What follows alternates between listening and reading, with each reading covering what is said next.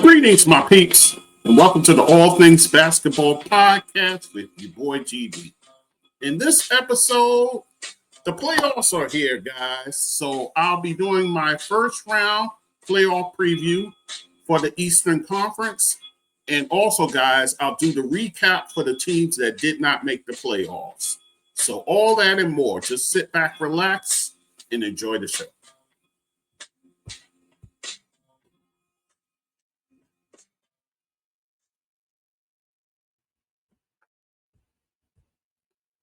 Okay, guys, it's your boy GD back with the All Things Basketball with GD podcast. And guys, we are in the midst of playoffs. Yes, my favorite time of year, guys, outside of the start of the season. So a whole lot to get to. So we'll run through it all. We'll go through each of the playoff series. We're going to start in the East, guys, with the first round series that's going to take place.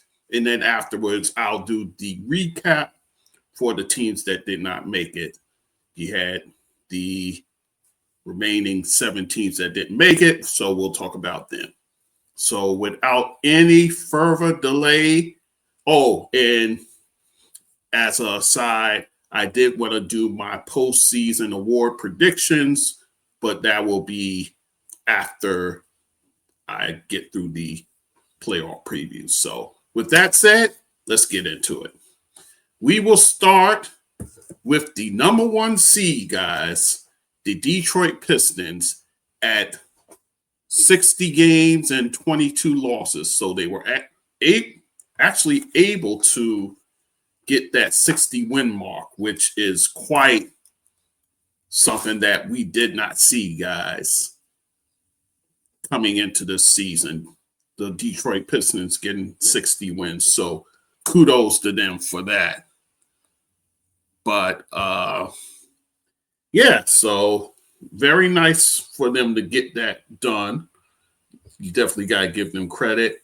Boatload of credit to the coach, J.B. Bickerstaff, and what he was able to do with that ball club. I mean, you talk about improbable. That was improbable coming into the season, guys. So boatload of credit to him.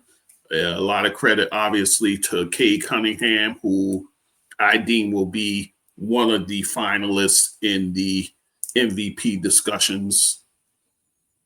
So I think he'll be in the mix as far as that goes.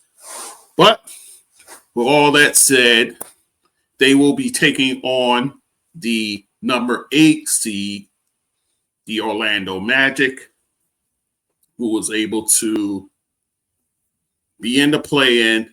They lost to the Philadelphia 76ers to lose out on the 7th seed, but they did, however, manage to demolish the Charlotte Hornets en route to that 8th seed. So big props to them for that. Now, they end up finishing 45-37. Now, in the season series, oddly enough, they actually finished even, 2 games apiece. Both teams won. So, but only 2 of those games, guys, was where Orlando had a full roster there. So take with that what you will. Because remember, Franz Wagner riddled with injury all season long, just about.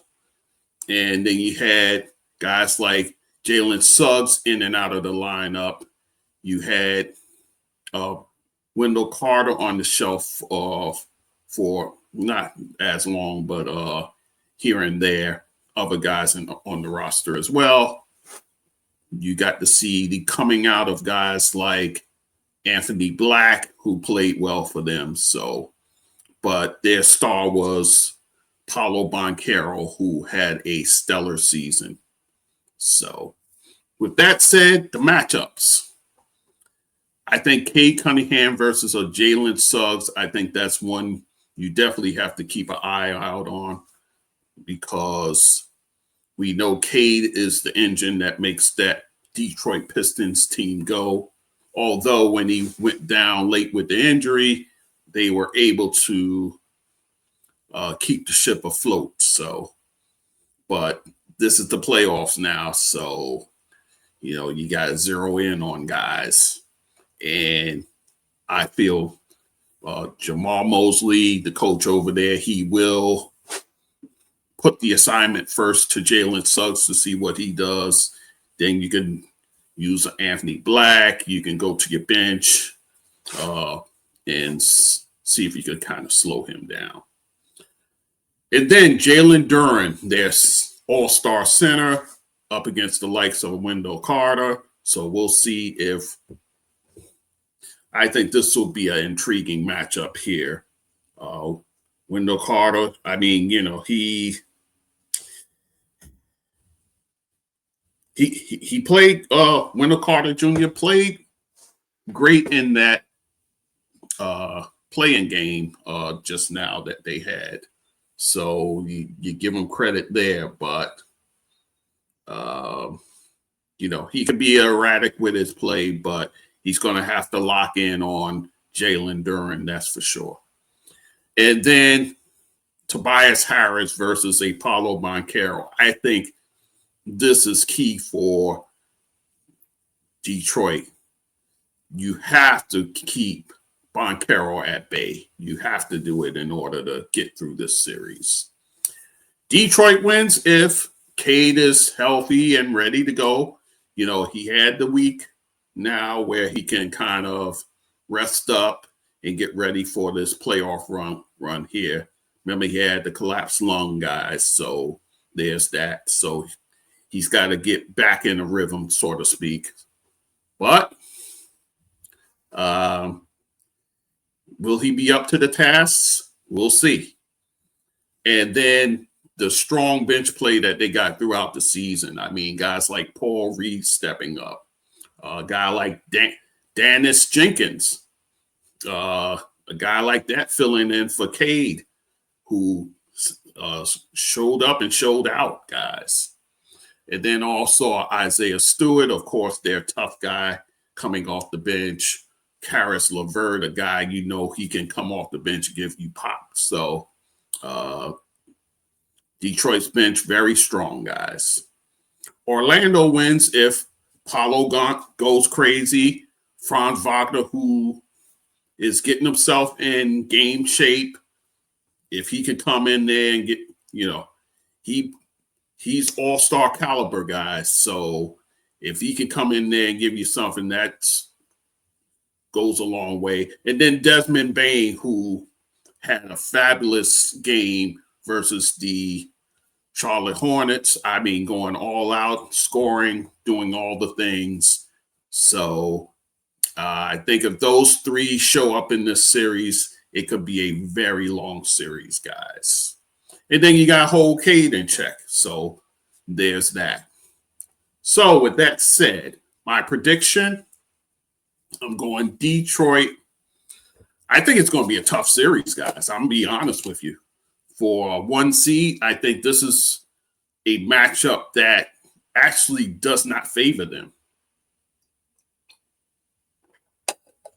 Because you're getting Orlando at its healthiest right now. And I think it's going to be a knockdown, drag-out series, guys. I think it's going to be very physical.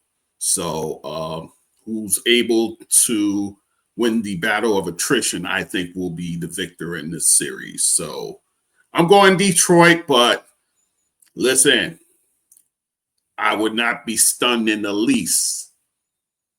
I think it goes 7 games. I think it goes 7 games and let the chips fall where they may. So that's how I'm calling it, guys. All right, guys, so let us continue. The second seed, the Boston Celtics, with a 56-26 record. They take on division rival, guys, the Philadelphia 76ers at 45-37. They finished their season series, tied at 2 games. And then remember, well, keep this in mind. All 4 games without Jason Tatum. So, having a Tatum there can balance the scales towards the Celtics more. But the season series tied at 2. Matchups, Jaylen Brown, who's played MVP basketball all season also. More than likely, he'll see Kelly Oubre Jr. probably first and foremost, and then they'll mix it up from there. But you're going to have to put the clamps on Jaylen Brown if you're going to have any chance in this series.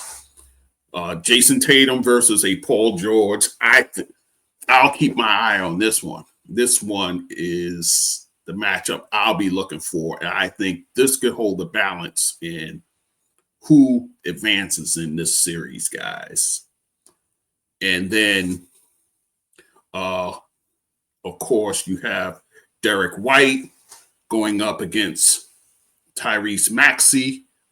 And I think this is going to be another one where I'm keeping an eye out because Derek White, he's a very good two-way player. So he's going to have to slow down Maxey in order for Boston to have a real chance. Well, an easier chance in this series, let me put it that way. And then, so those are the matchups I'm looking at on the outset here. So, with that said, Boston wins if, their star guys, Jaylen Brown and Jason Tatum, if those guys play well and take care of business, I think Boston gets out of this series unscathed. And if their bench overperforms, you got the likes of Peyton Pritchard there. You got the likes of Baylor Scheiderman, who's had a very good year, guys. And then Jordan Walsh as well. So Boston bench has been good. And then remember, Nikola Vucevic, they have him coming off the bench right now because he had a late season injury that put him in peril per se. But I think they'll use him off the bench. They'll have Neemias Queta. I think he'll be the starter for those guys. So, but Vucevic coming off your bench, man, that gives a shot in the arm to your bench. Now, for the Sixers to win, Maxey and Paul George, I think those guys have to play beyond. They'll have to be called on to go beyond the call of duty here. And if they could slow down Tatum and Brown. You do that, you got a chance to extend this series. And then rebounds. They're going to have to control the boards. Now, you may not have Embiid in this series. He underwent appendectomy surgery, and right now he's on the shelf. He had the surgery on April 10th, guys. So as far as his return goes, you don't even know if he'll be back for this series. So you can't really hang your hat on that. But yeah, so you're going to need guys like Andre Drummond to control the boards. Adem Bona, a guy as well that's going to have to crash those boards, guys. My prediction, I would have felt better if, and it's funny because friend of the show, Coach Omar, actually texted me about it. And he was like, in Sixers chance, I said, whoa, hold up. If Joel Embiid was there, then we're on the same page. Without Embiid, I think it's going to be a tough climb. I really think that.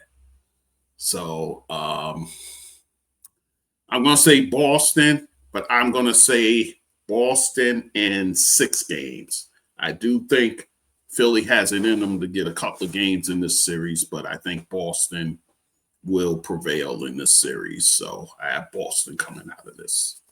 So that is that series. Let us move on. My New York Knicks at the 3 spot, the 3 seed, and they're taking on the Atlanta Hawks, the 6 seed. Knicks finished 53-29, Hawks finishing 46-36. Knicks happened to win the season series 2-1. So they have that feather in their cap. The matchups I'm looking at, Jalen Brunson versus a Dyson Daniels. I think Dyson Daniels is a guy who can kind of frustrate Brunson. And, Dyson won't be the only one there. You'll see others being put on him, probably a CJ McCollum a little bit. I think they'll mix it up. But they're going to try and slow Jalen Brunson down, which means the other guys have to step up. Guys like OG Anunoby versus Jalen Johnson.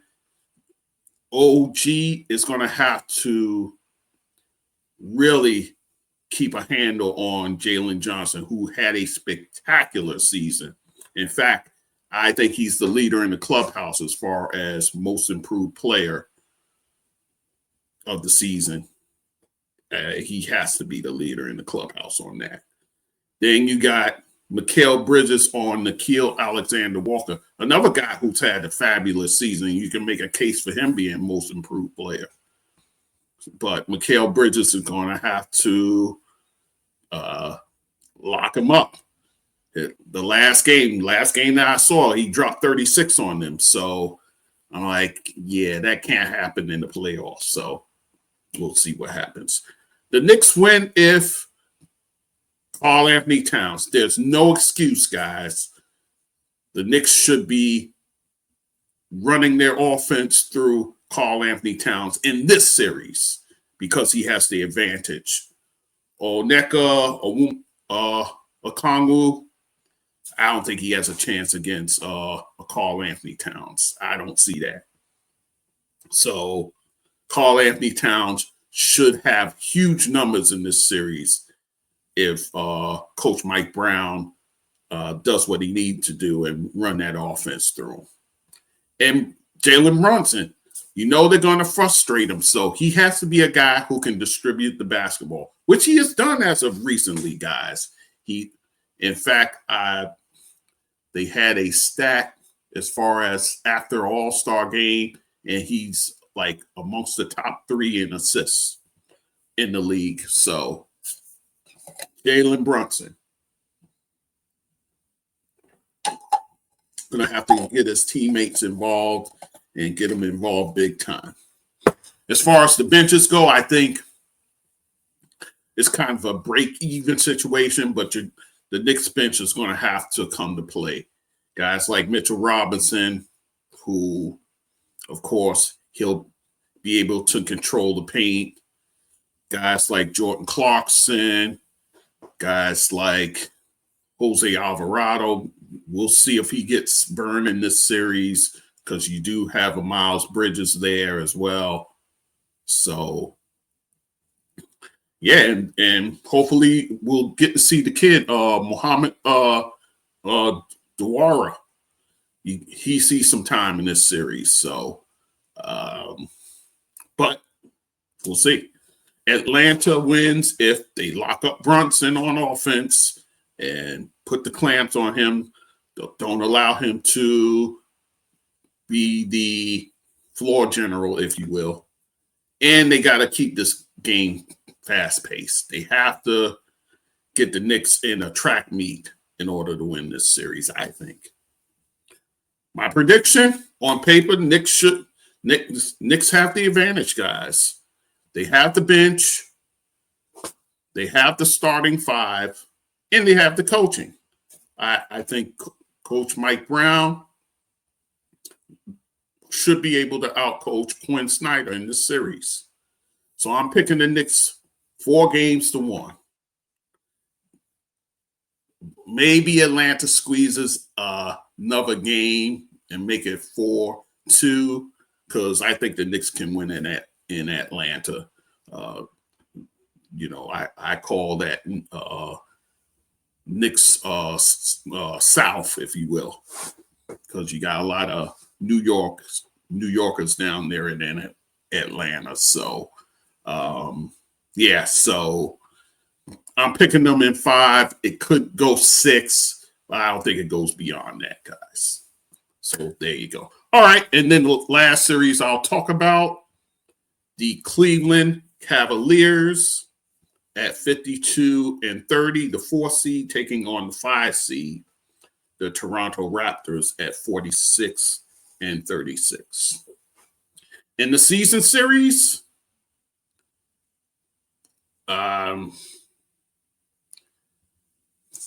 they lost. In fact, Toronto has the advantage in this series, 3-0. When I looked this up, I was like, wow. So Cleveland has not beaten the Toronto Raptors in the regular season. But here's the thing.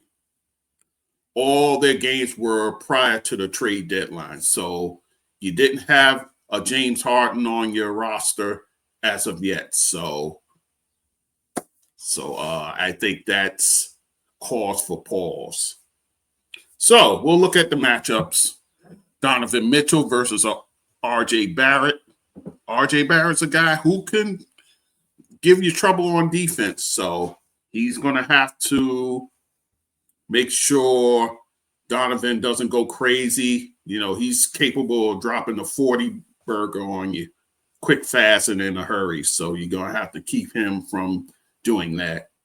And then James Harden versus Emmanuel Quickley. Now, Emmanuel Quickley, he suffered a hamstring injury on the very last day of the season, in fact. So as far as his availability for the playoffs, we'll see. I think he'll play in the series. It's the fact of how many games he plays in this series. So we'll keep an eye out for that. Evan Mobley versus a Brandon Ingram. Evan Mobley, he's a guy who's a defensive stalwart. He's going to have to really keep a watch on Ingram, who can explode on you in a heartbeat. And then one that flies under the radar for me, Jarrett Allen versus a Jakob Poeltl. So you got battle of the bigs there. Whoever control the boards amongst those guys, I think that helps in this series. Cleveland wins if their backcourt takes care of business. If Donovan Mitchell has a fine series, if James Harden, he has a questionable playoff history, guys. So it's not as if this is a fait accompli where he's going to get it done. We don't know that. So all eyes are on him. He has to get it done, especially in a series like this.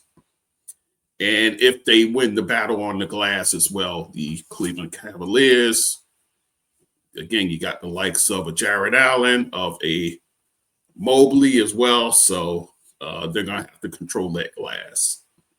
Toronto wins if Scotty Barnes, a person I haven't mentioned yet, he has to go crazy. He has to be a guy where he's flirting with a triple-double. If he's doing that, I think he's the secret weapon in this series, to be honest with you. And then their bench. Their bench has to play great. Guys like Sandro, he has to play great. Grady Dick, Jamal Sheed. And their rookie has been playing well, Colin Murray Bowles. So you need those guys to play great. They're going to have to show up in this series. My prediction, if quickly is able to play in most of this series, I think it could be a tough one, guys. I think it's a 4-1 Cleveland win if you don't get much of Emmanuel Quickly. If you get Quickly, I give them at least 2 games. If not, push it to 7. That's how much of a difference Quickly is in that lineup. So there you have it. All right, guys. So that is it for the playoff series. Now I want to turn my attention to the teams that did not make it and their situations going forward. Let us start. We'll start from the bottom and work our way up. The Washington Wizards with the worst record in the league, guys, 17. Before I even get to that, the whole notion of, and I'm doing the count here, guys. That's 5. Yeah. The whole notion of 8 teams with 55 losses or worse, because I heard the guys on the Odd Couple talk about it, a few other people. That is not good. Not good. And Adam Silver's going to have to do something about the tanking. He's going to have to do something. There's a way to do it now where you can penalize these people. I say it's less lottery balls. I say it's less lottery balls. I would put the shift more so on the teams that just missed playoffs. I would put more on that than anything, but there's got to be a way to stop these teams from doing this. It's not good for the NBA product as a whole. It looks bad. In fact, one of the teams, I actually went to their season finale. I'll talk about that in a minute. And I couldn't believe what I was watching. I really couldn't. It was like by halftime, I wanted to be out of there, but the tickets were free, so you gotta, kind of hang in there. But yeah, it wasn't good. The product wasn't good. It was not good at all. So the league's gonna have to do something about this. So will they? I think in due time, I think they will. What it is, not sure what they can do. So we'll see what happens. All right, guys. So we'll start with the Washington Wizards, 17-65. Now they have these supposed high hopes for next season because you're going to have hopefully a healthy Trae Young, who did happen to play some games in the second half of the season until they shut him down. And Anthony Davis, who they had planned to play but didn't play at all. They're one of those teams that wanted the lottery pick, which, because if it fell beyond the 8th spot, it would go to the Knicks. And heaven forbid, teams play on the up and up to help the Knicks, but I digress. And I think that's something that needs to be done too. These conditional draft picks, I think you got to do something about that. Either it's a draft pick or it's not. All this, if it's 4 between 8, then I keep it, or none of this mess. You got to do something about this. So I'm just saying. So with that said, the hopes of them having Trae Young and Anthony Davis for next season, surrounded by the young talent that they already have, players like Alex Sarr, players like Julian Reese, who I thought played well, given, the fact that they had signed him, put him in the G League, brought him up, and he did all this rebounding. Mind you, he's the brother of Angel Reese, and rebounders in the blood. Even their mother was a great rebounder when she played. So you have him with a lot of promise. Also, Will Riley and Jaden Hardy, who came over from the Dallas Mavericks. So you have some players with promise over there. Plus, add in a high draft pick as well. So A lot of high hopes there in Washington. We'll see how it plays out. They did lose 25 of their last 26 games to end the season, which, that's not good at all. So we'll see what happens as far as that goes. I did want to look at as far as salary goes, because I did that for each of the teams. I don't know why I didn't do that with Washington, but I'll take a look at that now as we're going through this. The Washington Wizards, as far as there. Okay, so for the next season, they will have $167.8 million on the books. And as far as their free agents goes, Marcus Smart money will fall off the books. He was at $14.7 million. You have a player option with Trae Young at $49 million. I think he exercises it, and they'll probably try and work out a long-term deal for Trae Young. And then also, guys, you have free agents like a Blake Wesley, Dante Exum, Dylan Jones, Anthony Gill, and actually D'Angelo Russell. I forgot he was even on this squad. He has a player option for $5.9 million. I think he exercises it, to be honest with you. And then also you have a player like Justin Champagnie. He has a team option at $2.6 million. And then Cam Whitmore has a higher team option here. He has a team option, $5.5 million roundabouts for Cam Whitmore. So, but they have things they can do. They can add a piece or two, but I think the high draft pick, along with having Anthony Davis and Trae Young, will go a long way for the Wizards. So there you go with that. Let us continue on. The Indiana Pacers, guys.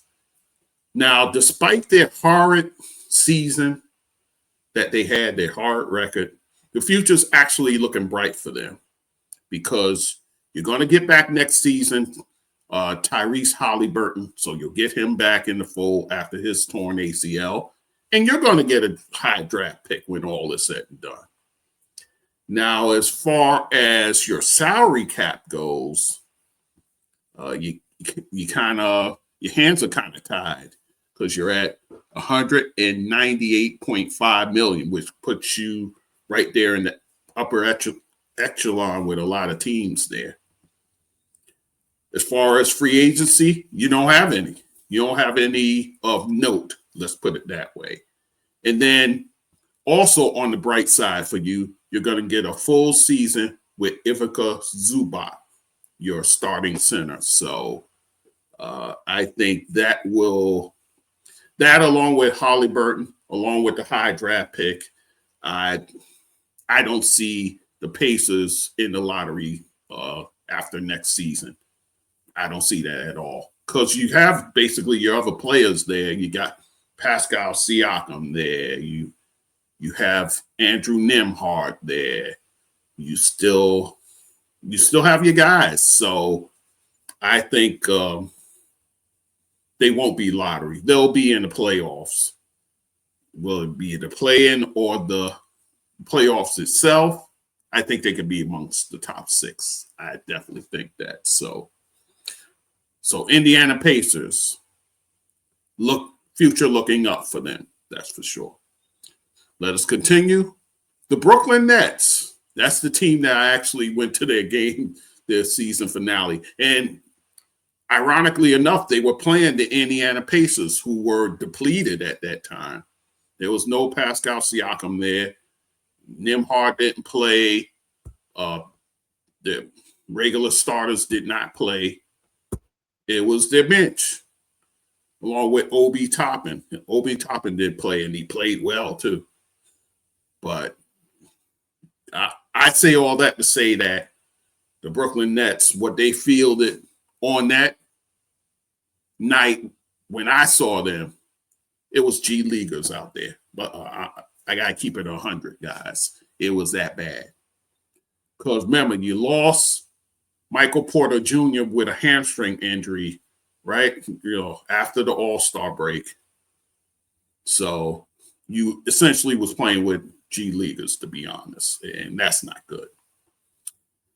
Now, as far as your salary cap goes, you got a lot of money there, a lot of money to throw around.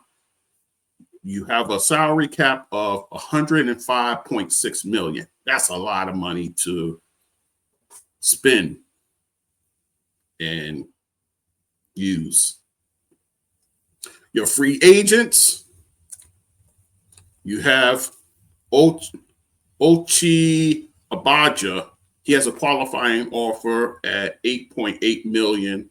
We'll see if they exercise that. Day'Ron Sharpe has a team option for $6.2 million. And then Zaire Williams have a team option also at $6.2 million. So more likely than not, I think they could bring both of those guys back at that number if that's the case. But they're going to be able to add free agents. Now, who will be out there as far as free agency goes? I haven't really broken that down per se, but I haven't fleshed that out. But, we'll see what happens. But the Brooklyn Nets has a hill to climb. And then remember, they have the 5 draft picks that they actually played a lot this season. So next year, will you see some of those guys develop? We'll see how it goes. So that's the Brooklyn story. Chicago Bulls at 31-51. So they're the team, right there in the middle of the non-playoff picture, if you will. So basically, they're smack dab in the middle of mediocrity, to be honest with you, the Chicago Bulls. Now, they're going to have a boatload of cap space, guys. $90.5 million on the books for next year. Wow. And then look at their free agency. That's because a lot of these guys are free agents who was making a lot of money, guys. Anthony Simons at $27.6 million. That's what he was making, guys. Colin Sexton was making close to $19 million. Zach Collins, guys, was making $18 million. Wow. And then Jaden Ivey at over $10 million. Now, let me talk about Jaden Ivey right quick. I heard about, the disparaging statements he made as far as his, his Christianity and, the extremism in that, if you will.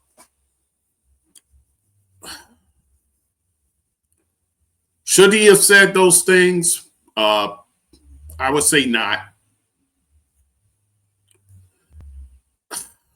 But, with going that route comes consequences, unfortunately, for him.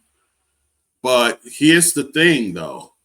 And I heard absolutely zero people talk about this. How those words that he declared, and his wife is out on him, I heard. So he's messed that up. How about the ramifications for his mother? Niele Ivey, who coaches at Notre Dame. Now, will players be willing to come in and play under her, knowing that, her son thinks that way? I mean, people can say, what her son does, the sins of the son doesn't come upon the mother. But you still got to put that out there and wonder about it. So I'm just saying. But so will he get a shot back into the league? He probably have to do a mea culpa in order for that to happen. But as of right now, he's radioactive. But in the offseason, who knows? And also, who knows as far as his development as an NBA player goes? I mean, he did show flashes over there in Detroit, but once he got to Chicago, you really didn't see much of that. So, maybe you got to go overseas and build this game back up, and then as far as that goes, but we'll see. So I just wanted to speak on the Jaden Ivey stuff right quick. And then you have Javon Carter at $6.8 million, and then Gershon Yabusele, former Knick, at $5.5 million. So he's the guy who actually played well when he got there. And then Nick Richards at $5 million. So you're going to have money to throw around, guys, even more so than the Brooklyn Nets. So Chicago has a chance to turn things around. Will Billy Donovan be part of that still? We'll see. But that's the picture as far as that goes. Let us continue on. A few more teams, and then we're done. The Milwaukee Bucks at 32-50. As far as we know, Doc Rivers is out as the coach. But kudos to him, he made the Hall of Fame, so there's that. But he's out as far as coach goes. So you got to find a new coach. Giannis Antetokounmpo, I think he could be next out the door. I think the bloom is slowly coming off the rose for him in Milwaukee. And he's kind of a victim of his own demise, to be honest with you. The way he's handled this season, not as the injuries and stuff. What can you do with injuries? But, the passive-aggressive nature of, in one place you're saying, I want to be a Milwaukee Buck, but your agent is saying something else. So it seems like you're not even on the same page as far as that goes. So there's that. I think he's on the move. Where he goes, I'm not sure. A lot of people try and say the Knicks. I don't know if that's going to happen. But he'll go somewhere. What he gets back, as far as a haul that he gets back, you're not even sure about that because of the health situation. So Milwaukee's in a interesting spot. You got to value peace, but how much value does that piece have? That's the question. So there you go there. So I think a possible rebuild is on the horizon for the Milwaukee Bucks. Now, how they play their hand goes a long way as far as that goes. Now, in terms of your salary cap, you got 180 on the books, 60 of it going to Giannis. So there's that. As far as the other free agents, Ousmane Dieng, who actually played very well for them, guys. He played very well on a qualifying offer. He has $6.6 million there. So I think they can come to a meeting of the minds there, especially if he's showing this kind of promise. Kevin Porter Jr. He has a player option, actually, $5.3 million, which he could opt out of that and become a free agent and try to get the big money. So there's that. Taurean Prince, he has a player option at $3.8 million. I think he exercises that. And then Gary Trent Jr., he can bet on himself and turn down his player option at $3.8 million and go out there on free agency and see what he grabs up. But I thought he did that the season prior to this one. So he can gamble on himself again and see how that goes. Gary Harris, who's long in the tooth, a player option at $3.8 million also. So he could opt in. And then Jericho Sims has a player option at $2.8 million, which I think he should exercise, especially if they're going to do the rebuild. Exercise that, ball out, and get the big money in the following season. So there you go there. So that is the Milwaukee Bucks story. The Miami Heat at 43-39, which I thought they were kind of I would say a disappointment, but I thought better. I thought they had better results. But nonetheless, questions for them. Is Tyler Hero a part of their long-term future? He's the guy who's in the lineup. He's out the lineup. Remember, he didn't start the season right away with the injury. Then he came back. Then he got hurt again. Then he came back. So is Tyler Hero part of this future now? For years they've been contemplating trading him. Is this the year they finally pull the trigger? We'll see. I think the key for them is re-signing Norman Powell. If you're able to move a Tyler Hero, re-signing Norman Powell is key for them. As far as their salary cap, $162.8 million, that's on the books. Your free agents, Andrew Wiggins, he has a player option for over $30 million. Good gracious. You know he's going to exercise that. I don't see him not doing that. That's I'd be stunned if he did. Terry Rozier, his money finally falls off the books, guys. $26.6 million. Wow. So you could definitely put that money to good use. And Norman Powell, like I said, he's a free agent now. He was paid last year $20.4 million. That number's gonna jump up. I don't foresee it not going up. So there you go there. Simone Fontecchio at $8.3 million.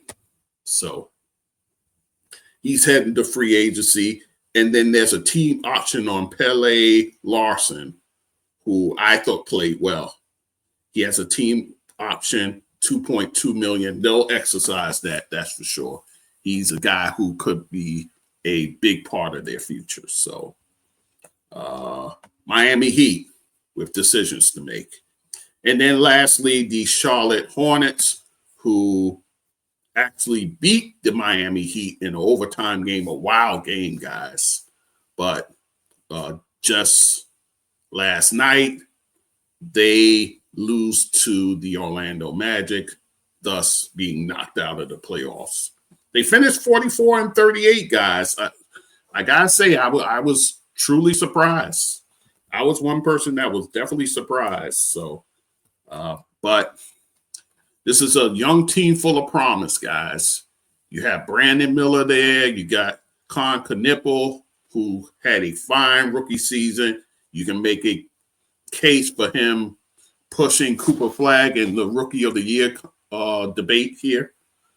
And then LaMelo Ball, he's finally led a team to some modicum of postseason success. So can he build on that? We'll see how that goes. Their salary cap, $143.4 million. So they have some money to play around with. As far as their free agents, Kobe White, actually a North Carolina native, $12.8 million. So you would like to see him come back there and fortify that bench, if not be he won't be a starter, but he'd definitely be a strong six-man for them. Malachi Branham at $4.9 million. Pat Connaughton, he has a team option, $3.8 million. And then Spencer Dinwiddie, I forgot he's on here, but he has $3.6 million that he was paid last year. So he's a free agent. So, but Charlotte, a team, Charles Lee did an excellent job coaching there, guys. You got to give him his credit. He really had these guys playing. So you got to give him credit. Give him some more pieces, some size, some quality size, and this team can be on the come up. That's for sure. So there you go there. All right, guys. Thank you for listening. As always, all things basketball with gd.com is the website. There you find all my clips. You find my full episodes as well. YouTube channel, I got that going, guys. Of course, keeping that running. Thank you. So you got that. Also, guys, as far as the podcast platforms, I'm on all of them, Apple, all the places. So find me there. Also, in terms of donations for the show, guys, in the scroll is my Cash App, $GD-that-sportsdude, $GD-that-sportsdude. Also on the website, 3 buttons to donate, PayPal, buy me a coffee, Spotify donate. Also, guys, in terms of social media, TikTok, Instagram, some Facebook, some Blue Sky. That's it. Thank you for listening. The Western Conference, I'm coming back with that. Your playoff preview in the West and end of season recap. Boy, I got some things to say as far as that goes. So thank you for listening. As always, we'll talk soon. Take care.